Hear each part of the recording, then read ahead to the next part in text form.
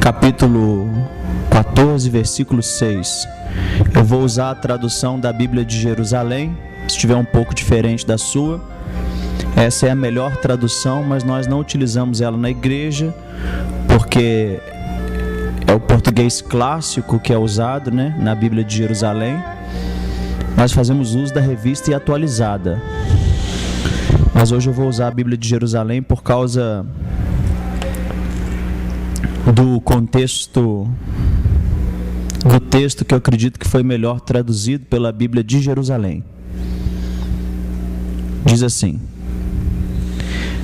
diz-lhe Jesus: eu sou o caminho, a verdade e a vida.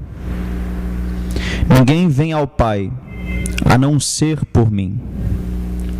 Se me conheceis, também conhecereis meu Pai. Desde agora o conheceis e o vistes. Filipe lhe diz: Senhor, mostra-nos o Pai, e isso nos basta. Diz-lhe Jesus: há tanto tempo estou convosco, e tu não me conheces, Filipe? Essa é, a princípio, a revelação, assim como Mateus 16, da pessoa teantrópica, ou seja, Theos é Deus, antrópica vem de antropologia, ou seja, Deus, homem. Então, Jesus não é Deus e homem. Jesus é Deus hífen homem, ou seja, Deus homem. Ele não é 50% homem e 50% Deus. Ele é 100% Deus e 100% homem. E isso perpassa a nossa capacidade de entendimento. E por isso, nós estamos diante da revelação de Deus. Deus é infinito. E o finito, que somos nós, a nossa mente, ela não é capaz de apreender o infinito, de esgotar o infinito. Então nós conhecemos o Criador, nós conhecemos o Filho do Criador, e nós conhecemos por causa do Espírito que o Criador colocou dentro de nós. E nós sabemos que Ele, Deus, subsiste em tripla personalidade, mas nós não sabemos como. Então Deus nos revelou o que era necessário para a nossa salvação e para o nosso conhecimento, que tem o propósito de nos fazer discípulos e devotos. Mas a Escritura, ela não tenta em momento nenhum provar a existência de Deus. Ela já parte da pressuposição de que Deus existe, dizendo: no princípio, Deus criou os céus e a terra. Então, o primeiro versículo da Bíblia já demonstra enfaticamente a existência de Deus. O apóstolo Paulo, ele diz que nós temos uma intuição, mesmo antes da regeneração, antes do novo nascimento, nós conhecemos a Deus. Isso é chamado pelos teólogos de sensu divinatis, consciência do divino. Só que essa consciência do divino, ela foi obscurecida por causa do pecado. Então, nós não conhecemos a Deus como Ele é, na verdade, por causa do pecado. E só o conhecemos através da Escritura e principalmente através da pessoa de Jesus Cristo, que é Deus vivendo entre nós. E A Escritura, além de nos revelar Deus, ela nos revela a vontade de Deus para nós. E através da vontade de Deus revelada, nós conhecemos o caráter de Deus. E por isso nós somos devotos e seguidores do Senhor Jesus Cristo, porque acreditamos que Ele é o próprio Deus que se fez carne. Então essa é a base sobre a qual nós fundamentamos a nossa fé. Só que nós estamos diante de uma diversidade de crenças, dogmas e religiões. Então a pergunta que nós temos aí é: qual é a verdadeira religião de Deus? Mais uma vez para os irmãos e para aqueles que vão estar assistindo os DVDs das aulas. Então nós vamos fazer uma edição para que você tenha na tela o conteúdo escrito das nossas aulas. Qual é a verdadeira religião de Deus? A primeira frase que já é conhecida pelos irmãos é que cada ser nasce em circunstâncias que de modo nenhum são da sua escolha. Você escolheu o ventre que ia nascer? Não. Você escolheu a família que ia nascer? Não. Você escolheu o contexto, o grupo que você ia conviver?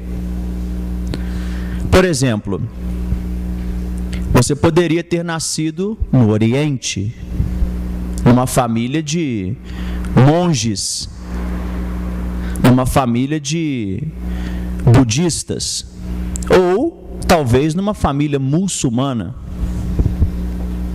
Então, a discussão no meio reformado, protestante, ortodoxo, fundamentalista, calvinista, é se somos infralapsarianos ou supralapsarianos. E o que significa isso? Para mim, uma questão praticamente irrelevante, mas é necessária no seminário. São a ordem dos decretos de Deus. Se Deus determinou, se Deus ele permitiu, mas olhando para o caráter de Deus, olhando para os atributos incomunicáveis de Deus, que são chamados de atributos transcendentes, onipotência, onisciência, onipresença, nós sabemos, de acordo com o livro de Salmos, acho que é o Salmo 139, que todos os nossos dias foram escritos. Então Deus determinou não só a existência do mundo, por exemplo, a palavra bará, ela traz a ideia também de criar a partir do nada. E Deus determinou, então, a existência do universo, e não somente a existência do universo, mas também determinou todas as leis que governam o universo, que agora estão sendo descobertas, né? Então não é que nós, apoiados na ciência, comprovamos a autenticidade da nossa fé, mas é que a ciência está descobrindo o que a nossa fé prega há 6.000 anos, como a idade da Terra, né, que hoje nós temos o criacionismo, que 60% dos estudiosos, cientistas, são criacionistas. Hoje a teoria da evolução, ela não tem tantos seguidores, são poucos os seguidores da teoria da evolução entre os acadêmicos. Só que isso você não vai encontrar na revista Super Interessante, nem na Globo. Você vai ter que pesquisar em artigos muito sérios de ciência. E essas pessoas que são criacionistas, elas não são cristãs. A maioria. 2% delas é que é cristão. Então não quer dizer que o evangélico, o católico, o protestante que faz ciência tenta provar que o mundo foi criado. Não. São russos, que agora admitem a possibilidade, olha só, da existência de um Criador, porque a teoria da evolução não tem base, e depois nós vamos falar sobre isso na próxima aula, em questão da lei da termodinâmica, a Eva mitocondrial, e por aí vai. E uma outra porcentagem, vamos supor assim, 40% russos, 20% muçulmanos, alguns são indianos e pouca coisa de cientista católico, protestante, evangélico. Então, ser criacionista não quer dizer que você tenha que ser religioso, né? Então, o criacionista, ele só acredita na possibilidade de um criador, de um ser superior. Agora, esse ser superior não quer dizer que é o Deus da Bíblia. Aí, pensar que o ser superior, criador, é o Deus da Bíblia, aí já é uma questão de fé. Aí os nossos apologetas, hoje, tentam demonstrar como que o nosso Deus da Bíblia, ele é verdadeiro e como as outras concepções de Deus estão erradas. Só que a própria Escritura, ela não faz isso. Ela já parte de uma pressuposição da existência de Deus. E segundo a Escritura e a lógica, porque se Deus existe, não tem como fugir desta situação, tudo que você tem, tudo que você é, Deus é que determinou. O local onde você ia nascer, o ventre que você ia nascer, o seu marido, a sua esposa, o seu filho. Então essa é a vida que Deus te deu. Então, ninguém escolhe onde nascer, de modo nenhum. E a religião professada pela sua família, a ideologia, a filosofia familiar, isso já é imposto sobre você, desde os primeiros dias da sua vida, sim ou não? Eu fui batizado na igreja católica, eu não sabia nem falar mamãe ainda, já tinha sido batizado, para não ser considerado um pagão. E depois, eu, na minha infância, vivia uma dicotomia obtusa entre a minha família por parte de pai, que era espírita, e a minha família por parte de mãe, que era católica.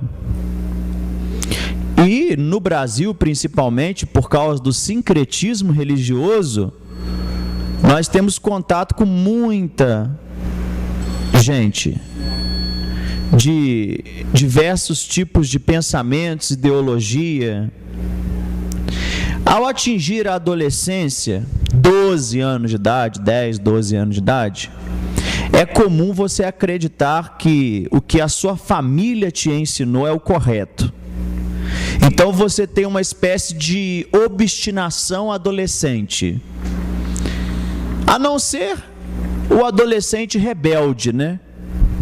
Mais 12, 10 anos de idade, é comum você acreditar que a crença da sociedade onde você vive, do meio onde você vive, é a verdadeira. Então, no Brasil, é comum a maioria do povo acreditar que o cristianismo é verdade. Independente do catolicismo, independente do protestantismo, do que é ser evangélico, do espiritismo, a pessoa de Jesus Cristo, ela é central na sociedade, pregado por todas as religiões. Já entre os judeus, não é assim. Entre os muçulmanos, não é assim. E quando você atinge a idade adulta, 18 a 22 anos, e você vai para o ambiente acadêmico, depois do segundo ano, terceiro ano científico, ou o ambiente de universidade, aí você começa a estudar as outras religiões. Aí vem a dúvida no seu coração, porque você também começa a questionar a validade e começa a buscar o qual, né, é a verdadeira. O espírita tem contato com a ideologia, com o pensamento católico, o católico com o protestante com o pensamento oriental. E aí, frequentemente, como diz o texto, é imensa confusão, a crise existencial, isso para aquelas pessoas que se importam, né? Porque no nosso contexto, Brasil, o ateísmo é muito pequeno, mas o desprezo pela religião é muito grande.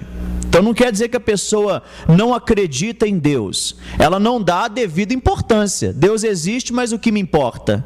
Eu tenho mais coisa para fazer, eu tenho faculdade, tenho família, eu não tenho tempo para poder ficar na igreja, eu não tenho tempo para poder ser uma pessoa religiosa.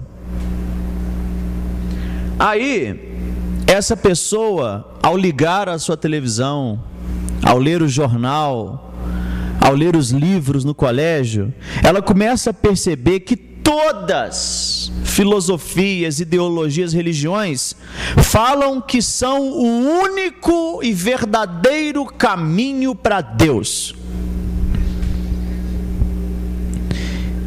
E de fato, se você for olhar, toda religião que eu falo assim, né? Religião coerente, né? Ensina a prática do bem, a prática do amor, a prática da piedade, a prática da devoção, a prática da humildade. Então é comum você ver, no meio muçulmano tem o dia específico da caridade, o espiritismo trabalha muito com a caridade, protestantismo também, catolicismo também, ensina a fazer o bem. Todas as religiões, a maioria, né? Algumas justificam o ato por causa da política, mas ensinam a não matar, não mentir, não roubar. E você então, na sua idade adulta, começa a se perguntar qual que é a verdadeira. Se uma afirma a incorreção das outras, como é que você pode escolher a verdadeira? Aí você tem que estudar a história da humanidade. A história da humanidade, a história já é marcada pela história da religião. Eu não vou falar toda a história, porque nós temos outras aulas para poder falar sobre isso. Mas nós temos ali, em primeiro lugar, a tradição, né? A tradição da família, a tradição da tribo, a tradição do grupo. E já para começar a quebrar os protocolos, eu quero falar que você não é os seus pensamentos. Você não é os seus pensamentos. Os seus pensamentos são fruto da sociedade, fruto do grupo. Então, quando você está num grupo, o primeiro ponto, a primeira ideia que vem a você, imposta pelo grupo, é que não existe felicidade fora do grupo. Então, ninguém quer ficar sozinho. Por isso que no meio ocidental, a prática da meditação é algo estranho. Porque meditação fala de uma comunhão individual do devoto com o Criador. Então, uma pessoa que gosta de ficar sozinha, ela é julgada como infeliz, porque a felicidade está no grupo. E as primeiras tribos do mundo, como é que elas puniam o desobediente? Ou matavam, ou expulsavam da tribo. E a pessoa era condenada a viver sozinha. Agora, quem disse para você que solidão é ruim? O grupo, a sociedade. Quem disse para você que é uma punição você ser excluído de um grupo? Então, automaticamente, se você vive num contexto muçulmano, cristão, se você decide não seguir, você é excluído pela sociedade. Você é excluído. E você entra num estado de infelicidade, como se a sua felicidade dependesse da convivência com um grupo.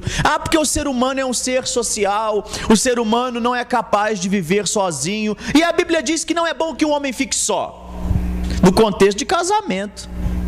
Mas aí o apóstolo Paulo fala que aquele que se dedica ao Senhor, se tiver domínio próprio, é bom que se não case, porque ele vai ter outras coisas para poder se preocupar além da obra do Senhor. Tem gente que não consegue ficar sem os seus livros, sem a sua televisão, sem a sua casa, sem os seus pensamentos, sem a sua faculdade, sem os seus amigos. Quando ele fica sozinho, ele encontra consigo mesmo. E aí, como ele é fruto de uma sociedade, de um grupo, ele não sabe viver. Ele não sabe ser independente. Ele vive na dependência do contexto social. É isso aí. Você pensa com a cabeça do grupo em que você foi inserido, por isso você muitas vezes. E aí nós julgamos o hindu, nós julgamos o budista, nós julgamos o muçulmano, nós julgamos todas essas pessoas como se fosse fácil para essa pessoa não ser muçulmana se ela foi criada num contexto assim desde seu nascimento. E lá nesse lugar nunca chegou um missionário, nunca chegou uma Bíblia. Como é que essa pessoa vai romper com aquilo? Só na idade adulta, que ela vai começar a pensar, a estudar, e isso se a educação for permitida chegar a ela. Aí eu pergunto para você, você é seguidor de Cristo ou de um cristianismo cultural? Hein? Você é convertido aos ensinamentos de Jesus ou você é convertido a uma tradição social? A tradição de seus pais? Então as tribos elas já projetavam essa ideia. Eu não estou apoiando o viver só, porque também a esfera da vida é a igreja, porque a igreja é o corpo de Cristo, falando na nossa linguagem agora, porque eu sou cristão, mas no sentido, eu sou seguidor, discípulo de Cristo. Então nesse contexto, a igreja é o corpo de Cristo. Então a igreja é o lugar onde você tem comunhão com os irmãos, e a Escritura ensina a não deixar de conviver com os irmãos.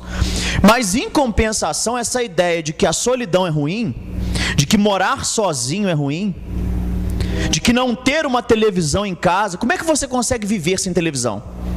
Isso é um marketing de venda de televisão. É simples. E tudo isso está projetado em você. Aí eu pergunto para você, você conhece você mesmo? Ou você conhece os seus pensamentos? Porque muitas vezes você pensa que você é o que você pensa. Só que você não é os seus pensamentos. Tanto que você olha para os seus pensamentos e você examina os seus pensamentos. Então nós temos a consciência e os pensamentos. E talvez os seus pensamentos estejam errados. Só que o orgulho e a obstinação e a teimosia. Então nós temos aí as tribos no mundo, cada uma com a sua religião, religiões de 6.000 anos antes de Cristo, 5.000 anos antes de Cristo, 4.000 anos antes de Cristo, 2.500 anos, porque desde que Adão, ele comeu da árvore do conhecimento do bem e do mal e procriou, e Caim matou o seu irmão, ele fugiu, e ali ele se casou, ele começou com certeza a conversar com a sua mulher, falar com ela que um dia ele matou o seu irmão e Deus puniu. Aí, mas quem é esse Deus? Aí ele já fala com a sua mulher um pouco do que ele pensa sobre Deus, ele morre. Aí o seu filho já tem um pensamento um pouco diferente, porque essa ideia da tradição oral vai chegar a um ponto que você vai ter uma visão completamente diferente do que a inicial. Aí vai chegar um ponto que o filho do filho do filho de Caim já fala sobre Deus como se Deus fosse uma luz, o sol fosse Deus. Então no Egito nós temos o politeísmo, Deus Ra, nós temos o panteísmo, né, budista, nós temos o politeísmo também hinduísta, e nós temos os muçulmanos, que nós sabemos qual que é a origem deles também. Quando Deus falou com Abraão para ele mandar a sua escrava embora, que ele tinha pacto com Isaac, não com Ismael, de Ismael veio a geração que hoje nós conhecemos como os palestinos, né? E a guerra entre os judeus e os palestinos é desde essa época de Isaac e Ismael. Então são a origem das religiões. Aí, na plenitude dos tempos, depois da pregação dos profetas, na verdade, antes da plenitude dos tempos, Moisés começa a escrever a tradição oral. Moisés escreveu Gênesis, Moisés escreveu o Pentateuco, e a tradição oral agora é escrita por Moisés. Vou dar para vocês uma informaçãozinha aqui que eu creio, tá? E alguns estudiosos muito sérios também creem assim, mas não falam porque nós não temos provas. Mas lembra quando José falou assim para levar os seus ossos? Quando José ele foi para a terra de Gósen junto com a sua família, e Faraó, que amava José, deu a melhor terra para o povo de Israel. Ele falou: olha, no dia que vocês saírem daqui para Canaã, levem os meus ossos, porque eu não quero ser enterrado no Egito. A tradição diz que ali, junto com os ossos de José, tinha os rolos da base escrita de toda a tradição de Adão e Eva. Então Moisés, ele não foi tomado por um espírito e psicografou, não. Ele escreveu a tradição.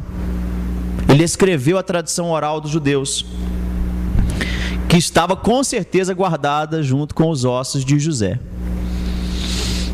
E ele escreve Gênesis, é claro que ele teve inspiração divina, ele ficou 40 dias no monte, recebeu os 10 mandamentos, e Deus começa a enviar profetas, e aí começa o processo da escrita. Por isso que nós temos preservado o pensamento até hoje, porque se fosse tradição oral, hoje o nosso Deus poderia ter boca de elefante, 6 braços, né? É assim que a tradição oral, né, esse telefone sem fio de milênios, vai transformando a religião. E na plenitude dos tempos, então, o próprio Deus vem na terra e vive entre nós. E fecha o cânon da escrita. Os judeus, eles rejeitam completamente, até hoje, Jesus como o Messias, apesar de haver um grupo chamado judeu messiânico. E nós temos o advento apostólico dos apóstolos. E os apóstolos, eles nada mais, nada menos, falam o que Jesus falou. E com a morte de João, o último apóstolo, aí começa o advento da espiritualidade materialista. Triste, né? O Papa de Roma, antes ainda não era Papa, o Bispo de Roma, ele tem uma preocupação, que a princípio é uma preocupação boa, né?